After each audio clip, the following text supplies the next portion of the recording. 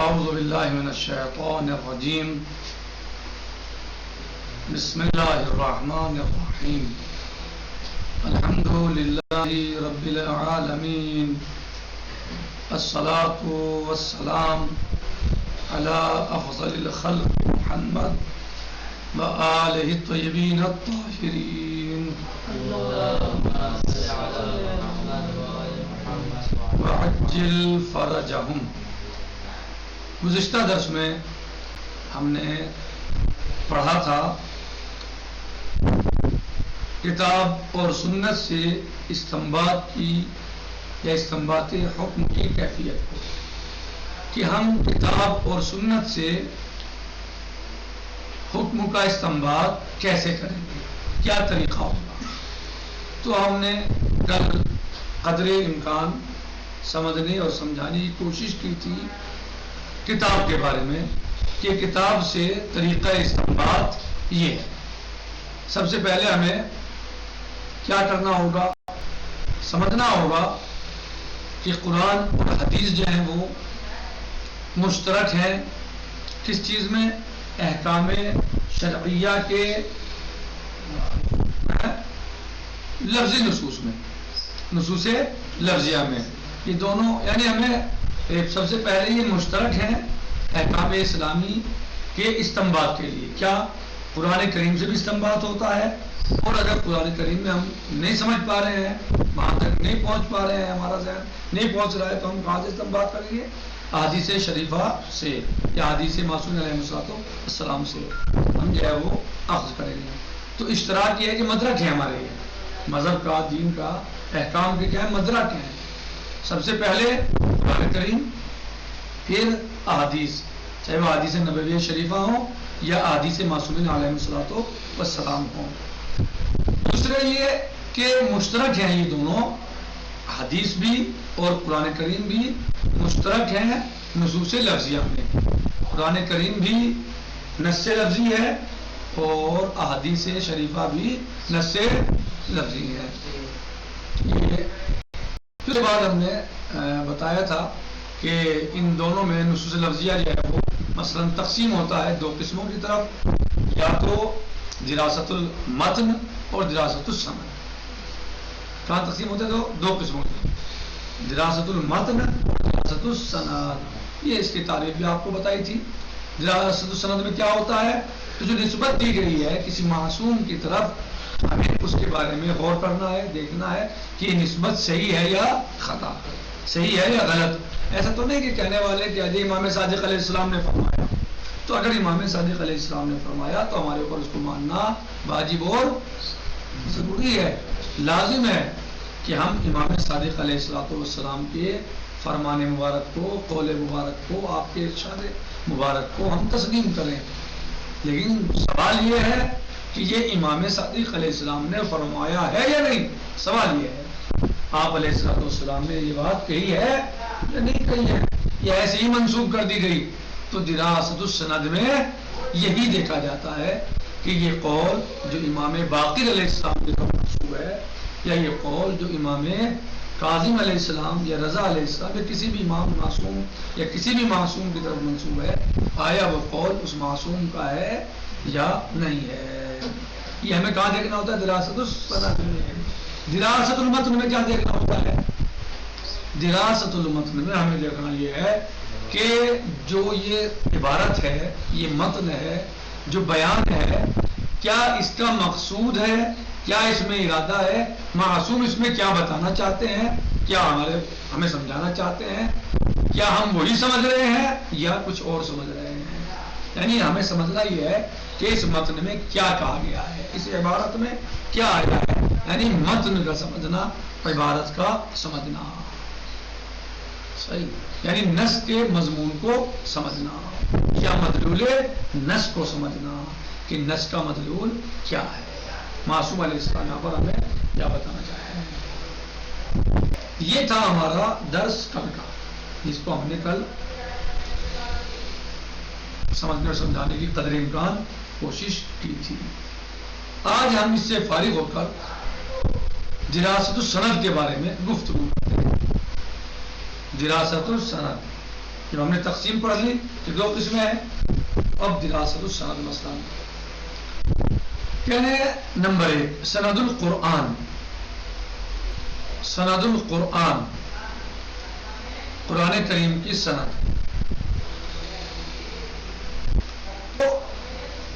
حدیث میں تو اس لیے ہمیں سند میں تحقیق کرنا ہے کیونکہ اس کا پتہ نہیں ہے سند کا.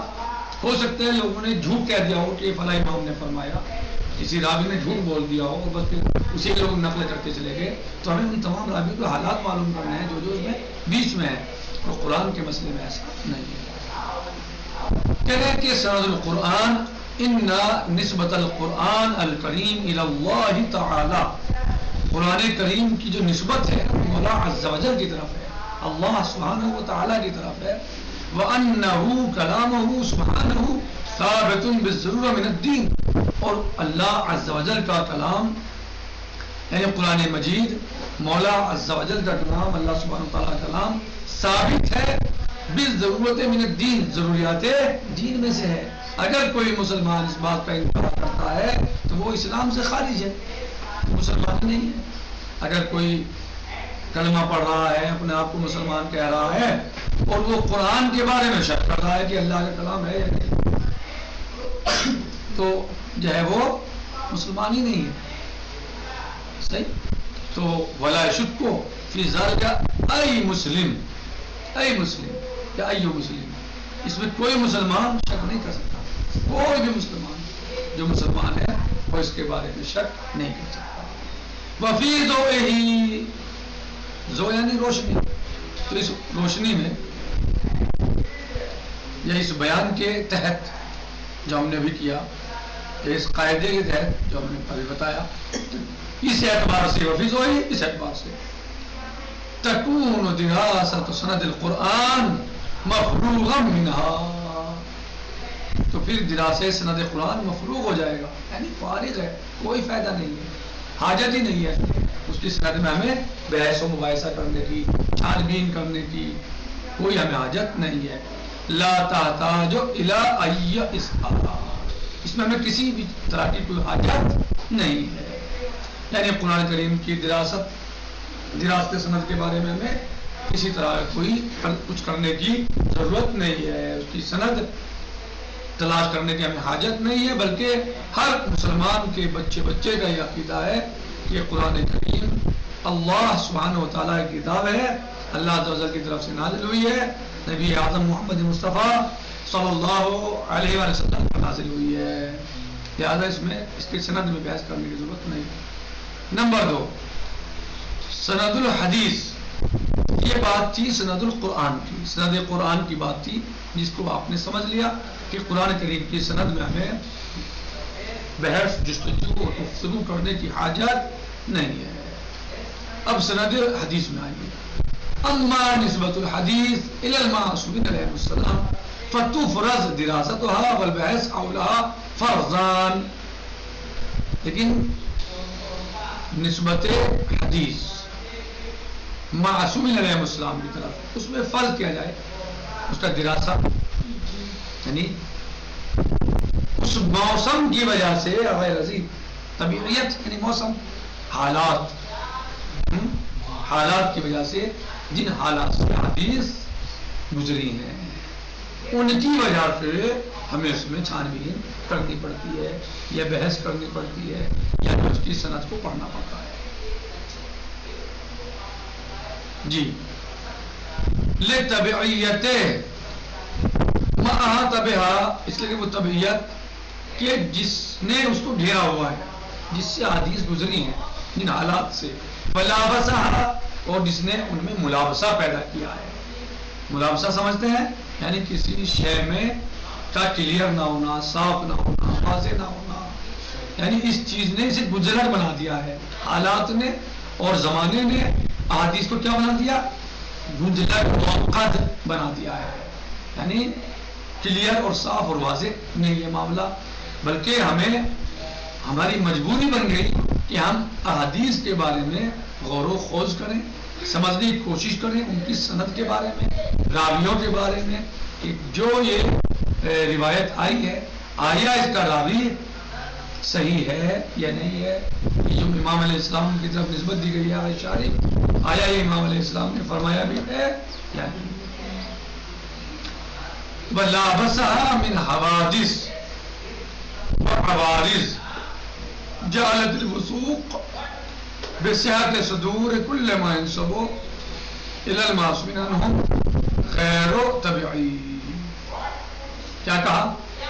کہہ رہے کہ ان حالات نے، ان حوادث نے، ان عوارض نے جعلت الوثوق، وثوق کو قرار دیا، یعنی وثوق کو، اعتماد کو، اعتبار کو بنا دیا. کیا؟ یعنی کہ ہم بصحت صدور کل ما ينسب، کہ ہم ہر چیز پر جو بھی صادر ہو معصومین علیہ السلام کے نام سے یا ان کے بارے میں آنکھ بند کر کے تسلیم کر لے، غیر طبیعی، غیر طبیعی قرار دے گی اس چیز کو. بات واضح ہوئی؟ ترجمہ سمجھ رہا ہے؟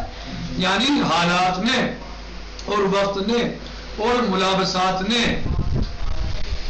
قرار دے دیا، یعنی بنا دیا، ایسا کر دیا کہ ہم ہر اس چیز کو جو معصوم علیہ السلام کی طرف سے صادر ہوئی یا معصوم علیہ السلام کی طرف جس کی نسبت دی گئی، آنکھ بند کر کے تسلیم نہیں کر سکتے.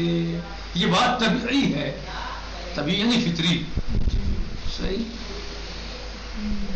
ایسا بنا دیا، مجبوری بن گئی ہے ہماری. یعنی جو معصوم علیہ السلام فرمائے اس کا تسلیم کرنا ہمارے سر آنکھوں اور ہمارے اوپر واجب اور ضرور لازم ہے کہ اسے تسلیم کریں. لیکن امام نے فرمایا تو ہو یہ یعنی جانچ، چھان بین، جستجو، تحقیق، تفتیش اس کی ہونی ہے کہ امام نے فرمایا ہے یا نہیں فرمایا. اگر ثابت ہو گیا کہ فرمایا ہے تو ہمارے اوپر واجب اور ضرور لازم ہے کہ ہم امام علیہ السلام کے اس فرمان کو مانیں اور اس پر عمل کریں. جیسے کہ ہمارے بعض برادران نے سبق کیا کہ بس قال الباقر آ جائے، قال الصادق آ جائے تو کافی ہے، اور ہمیں اس کی اہمیت ورنہ اس سے کم ہو جائے گی. اگر ہم چھان بین کریں گے تو اس کی اہمیت کم ہو جائے گی. حالانکہ اس کا برعکس ہے. اگر ہم چھان بین نہ کریں تو کوئی بھی قال الباقر اور قال الصادق کہہ کے قال الباقر اور قال الصادق کی اہمیت کو کم کر دے گا. بات سمجھا رہی ہے؟ کہہ رہے ہیں کہ وَذَلِكَ لِوُجُودِ مختلف عوامل الكذب والوضع والتبديل والتغيير من دينية من دينية وسياسية واجتماعية وتبعية. یہ کیوں غیر طبیعی کیوں بنا دیا کہ ہم آنکھ بند کر کے عمل کر لیں اس پر، حدیث پر، بغیر تحقیق اور تفتیش کے کہ امام نے فرمایا یا نہیں فرمایا، یہ تحقیق نہ کریں اور آنکھ بند کر کے عمل کر لیں. غیر طبیعی ایسا کرنا کیوں؟ فَذَلِكَ، اس لیے کہ لوجود مختلف عوامل، اس لیے کہ اس کے بہت سارے عوامل، عوامل یعنی اسباب، اس کے بہت سارے اسباب پائے جاتے ہیں. ہمارا ایسا نہ کرنے کے بہت سارے وجوہات ہیں، اسباب ہیں. ان میں سے الکذب، ایک جھوٹ ہے. لوگوں نے حدیث سے جھوٹ منسوخ کی ہے نبی علیہ السلام کی طرف یا نبی پاک صلی اللہ علیہ وسلم کی طرف جھوٹ منسوخ کر دی ہے روایت حدیث سے. والوضع، وضع کی حدیث سے بہت ساری، اس بات پہ سب پہ اتفاق ہے، برادران اہل سنت کا بھی اور شیعوں کا بھی ہے، علماء شیعہ کا بھی، سب اس بات کو جانتے ہیں کہ حدیثیں گھڑی گئی ہیں، وضع کی گئی ہیں. یعنی پوری امت مسلمہ کے اتفاق ہے اس بات پر. تو جب پوری امت مسلمہ کے اتفاق ہے کہ حدیثوں میں جو ہے گڑبڑ ہوئی ہے، گھڑی گئی ہیں حدیثیں، تو پھر اب تحقیق میں کیا پریشانی ہے کہ جب ہمیں پتہ ہے کہ حدیث جعلی بھی ہے، بنائی بھی گئی ہیں، تو جب ہمیں معلوم ہے کہ حدیث بنائی گئی ہیں تو ہمیں جعلی سے اصلی حدیث کو چھانٹنے میں کیا پریشانی ہے؟ بلکہ وہ تو ہمارے اوپر فرض ہو گیا. پریشانی ہی نہیں ہونی چاہیے بلکہ فرض ہونا چاہیے. فرض ہے یہ کہ ہم صحیح کو خطا سے جدا کریں. وہ کیسے ہوگا؟ وہ کیسے ہوگا؟ علم رجال کے ذریعے، صحیح تحقیق سند کے ذریعے، سند حدیث کے ذریعے. وہ تبدیل اور تبدیلیاں ہوئی ہیں، وہ تغیر ہوا ہے بہت زیادہ، من دینیہ و سیاسیہ، دینی اعتبار سے، سیاسی اعتبار سے، اجتماعی اعتبار سے، تبعیت کے اعتبار سے. تدعیم مذہب معین اور تبریر سیاست حاکم معین. تدعیم جیسے کہ کسی ایک خاص مذہب معین کی مدد کرنا. اب اگر اس مذہب کی معین مدد کرنی ہے کسی ایک مذہب کی، تو اب کیا کیا اس مذہب کی نصرت اور مدد کے لیے حدیثیں تیار کرائیں گے تاکہ یہ مذہب سچا ثابت ہو جائے. کسی نبی پاک بری، ائمہ اہل بیت علیہ السلام بری، انہوں نے کوئی ایسا نہیں فرمایا، لیکن وہ جو کمپنی چلی ہے جعلی حدیث بنانے کے لیے، فرضی حدیث گھڑنے کے لیے، انہوں نے یہ تیار کی اور ان کی مدد. تدعیم یعنی مدد کرنا، دعم یعنی مدد. تدعیم مذہب معین، جیسے کسی ایک خاص مذہب کی مدد کرنا، اور تبریر سیاست حاکم معین، یا کسی ایک حاکم کی سیاست کو یعنی تبریر کرنا، اس کو جائز قرار دینا، صحیح ٹھہرانا. اس کو تبریر کرنا یعنی صحیح ٹھہرانا. اس کو وہ غلط کر رہا تھا تو روایتیں پیش کی گئی کہ نہیں حاکم ایسا کر سکتا ہے، حاکم کو حق ہے. کس دلیل کیا کہ نبی پاک نے فرمایا، جبکہ نبی پاک نے ایسا نہیں فرمایا تھا صلی اللہ علیہ وسلم، نہیں فرمایا تھا. اور تبریر کے لیے، اس کو بری کرنے کے لیے، اس کو صحیح ثابت کرنے کے لیے، اس کے عمل کو جائز قرار دینے کے لیے روایتیں گھڑی گئیں، تفسیریں بدلی گئیں قرآن کریم کی. صحیح. او یا للاستفادت فی التکسب والمعیشہ، یا پھر انہوں نے اپنے تکسب کے لیے، کسب کے لیے، حاصل کرنے کے لیے، اور اپنی معیشت کو آسان بنانے کے لیے ایسا کیا. یعنی یہ تو کچھ پیسے کا مسئلہ تھا، کہیں سے مل رہا تھا، یا اپنی معیشت کو آسان کرنا تھا، خطرہ مان رہے تھے وہ صحیح بات کرنے میں تو غلط کرنے لگے مسئلہ. او للنسیان، اچھا چلیے یہ بھی باتیں نہیں ہیں تو بھول تو ہو سکتی ہے، بھول تو مومن سے بھی ہو سکتی ہے، اچھے انسان سے نہیں ہو سکتی، ہو سکتی ہے بھول سب سے ہو سکتی ہے. ابل اشتبا، یہ اشتبا بھی ہو سکتا ہے، سچے اچھے مومن انسان سے بھی اشتبا ہو سکتا ہے. وہ عدم الفہم الصحیح وما شاکلہ، ہو سکتا ہے کہ امام علیہ السلام کا مقصود کچھ اور ہو اور جو رابی بیٹھا ہوا ہے مومن صالح سچا اچھا، وہ سمجھ کچھ اور رہا ہے. ایسا ہو سکتا ہے نہیں ہو سکتا. میں نے بارہا آپ کی کلاسوں میں ایسی مثالیں دی ہیں کہ مثلاً رابی سے مثلاً اشتباہ ہو سکتا ہے، رابی سے اشتباہ ہو سکتا ہے، عدم فہم ہو سکتی ہے، اور یہ تو مومن سے بھی ہو سکتی ہے، اچھے اور نیک اور صالح انسان سے سب سے ہو سکتا ہے اشتباہ، عدم فہم. تو لہذا ان سب سے بچنے کے لیے، ان سب چیزوں کو دور کرنے کے لیے ہمارے لیے حدیث شریف تک پہنچنے کا بہترین راستہ کیا ہے کہ ہم سند حدیث پر غور کریں، تحقیق کریں اور اس کے بارے میں چھان بین کریں. وَدِرَاسَةُ السَّنَدِ، ہونا یہاں پر تدعا بدراست طرائق السنہ، یعنی وہی دعوت دیتا ہے سنت کے طرائق کے بارے میں، اس کو پڑھنے کے بارے، سمجھنے کے بارے میں، اس کی تحقیق کے بارے میں، اس میں غور و فکر کرنے کے بارے میں.